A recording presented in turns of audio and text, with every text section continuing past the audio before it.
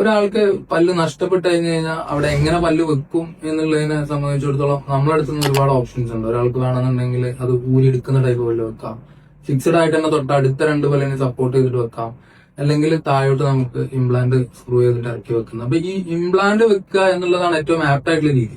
പക്ഷെ ഇംപ്ലാന്റ് വെക്കണ ഒരു പേഷ്യന്റിനെ സംബന്ധിച്ചിടത്തോളം അവർക്ക് കുറെ കൺസേൺസ് ഉണ്ടാവും. അപ്പോ അതിങ്ങനെ കീറിയിട്ട് അതിന്റെ അകത്ത് വെക്കണം, അത് കീറി മുറിക്കുക എന്നുള്ളത് ഒരു വലിയൊരു സർജിക്കൽ പ്രൊസീജിയർ ആണ്.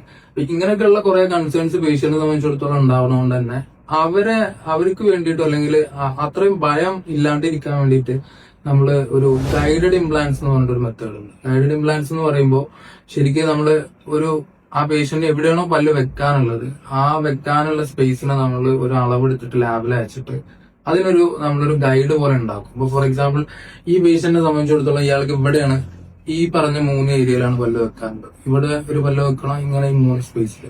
അപ്പോ ഇവിടെ പല്ല് വെക്കാൻ വേണ്ടിയിട്ട് നമ്മൾ ആദ്യം ഇതേപോലൊരു ഗൈഡ് ഉണ്ടാക്കും. ഈ ഗൈഡ് ഉണ്ടാക്കി കഴിഞ്ഞാൽ ഇതിൽ നിങ്ങൾക്ക് ഹോള് കാണാം, ഇങ്ങനെ 3 ഹോൾസ് ഉണ്ട്. ഈ 3 ഹോളിലേക്ക് കറക്റ്റ് ആയിട്ട് ഡ്രില്ല് ചെയ്തിട്ട് ഇറക്കി വെച്ചാൽ മതി. അതുകൊണ്ട് തന്നെ കംപ്ലീറ്റ് ആയിട്ട് നമ്മൾ ഈ ഫ്ലാപ്പ്, റിട്രാക്ട് ഫ്ലാപ്പ് എന്ന് പറയുമ്പോൾ ഈ ഊനെല്ലാം നമ്മൾ തുറന്നിട്ട് അതിന്റെ മോണൊക്കെ കീറിയിട്ട് അതിന്റെ ഉള്ളിലേക്ക് ഇറക്കി വെക്കേണ്ട ആവശ്യമില്ല.